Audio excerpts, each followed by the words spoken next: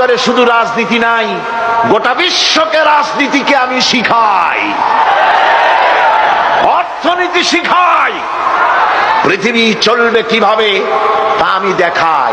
এই জন্য এই কোরআনের আসল মুফাসসির তো আমি নই, কোরআনের আসল মুফাসসির তো মাওলানা সিফাতুল্লাহ সাহেব নন, এর মুফাসসির তো মাওলানা আবুল কালাম আজাদ সাহেব নন, এর আসল মুফাসসির তো মাওলানা কামাল উদ্দিন জাফরি সাহেব নন। এর আসল মুফাসসির কে?